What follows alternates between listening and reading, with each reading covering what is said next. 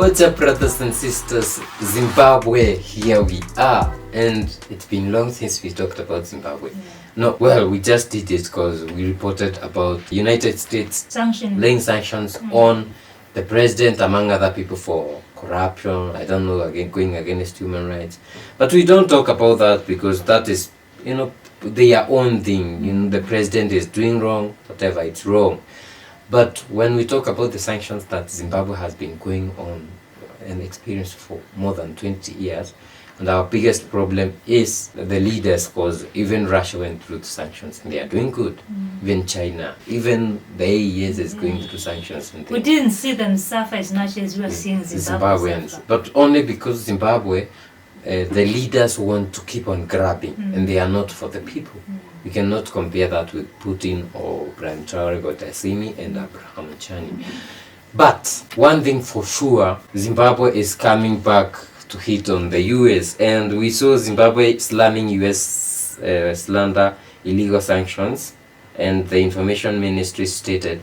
But now we are seeing the media reporting that Zimbabwe reserves the right to expel foreign missions deemed illegal, and that is the presidential spokesman. So Zimbabwe expelled some foreign missions who are deemed illegal, and according to media reports, last month 4 US nationals hired by Usaid entered the country without following proper protocol and took part in secret meetings.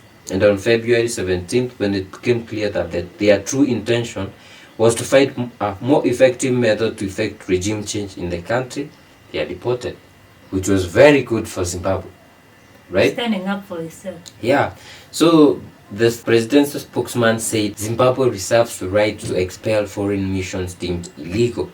And he said the size of the country, the military might of that country, the economic might of that country, the diplomatic might of that country is absolutely inconsequential when it comes to the sovereignty of this country and the need to preserve it. So this comes after Washington announced the first expansion of personnel from the Usaid. The Americans were reviewing the political environment ahead of the 2028 general elections. That's what Charamba, who is the presidential spokesman, said. And according to the newspaper, the US personnel met with journalists, NGO representatives of civil society and opposition, as well as foreign diplomats. All this in secret and without the knowledge of the authorities, who have not been notified of the presence of these employees. It was very illegal. These guys are talking about the election in 2020. Zimbabwe just had elections the other day, and now these guys are coming to look, because Mnangagwa will not be going for another term. So they are coming to look at who do we support as the opposition as early as possible. As early as They are possible. strategists. So it was in order for the government of Zimbabwe to do that and protect their sovereignty. Yeah, and I think it comes at a time when they've just been struck with sanctions. It's to to counteract that strike and say we can also do the same. We're also sovereign. And we have always warned against this USAID, UN in our countries, especially African countries.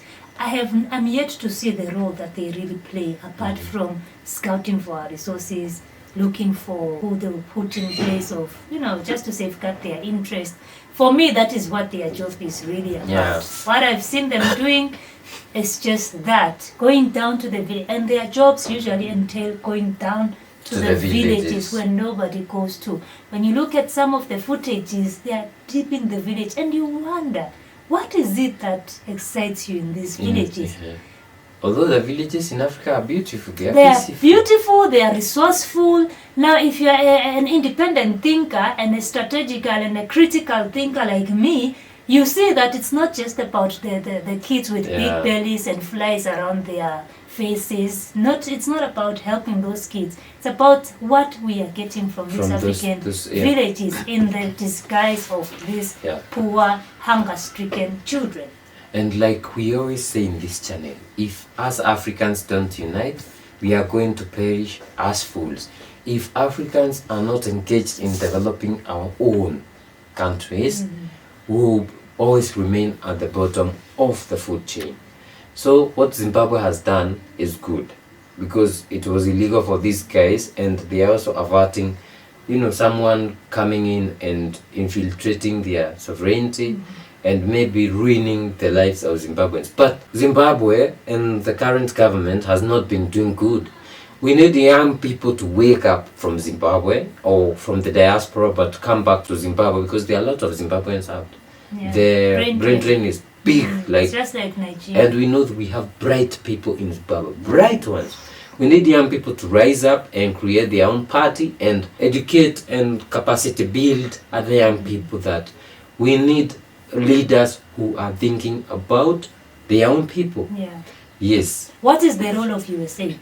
USAID mostly is to help develop. They come with It's development. United States Agency for International Development. Yeah, so they usually come to Africa to help in development projects and all of that. Look at Zimbabwe. Can you say that Zimbabwe has really benefited from these development projects? No. Zimbabwe has been sanctioned, poverty, whatever. Troubles. By the same US. The roads are terrible in some parts of Zimbabwe. Go to Ibrahim Traore. What did he tell these young people just recently? It's only us who can develop this thing for. It's only us who can provide food for ourselves. Don't think that somebody will come and help you. You can bring as much as USAIDs that you want, UNs that you want. You will just remain the same way as long as you are not the one leading and taking the initiative and forward. if the one who feeds you controls you. That is it. Yeah. Guys, let us know what you think about this happenings in Zimbabwe. Our brothers and sisters in Zimbabwe, how do you feel about this move by Emerson Mnangagwa to say we are also going to retaliate? If you are doing this to us, we are taking the same action against you. Ramadan Kareem to our brothers and sisters, that is Muslim brothers and sisters. We pray for you, we love you, and Please Allah pray for loves Africa. you. Yeah. We'll see you in the next one. We see you in the next one, inshallah.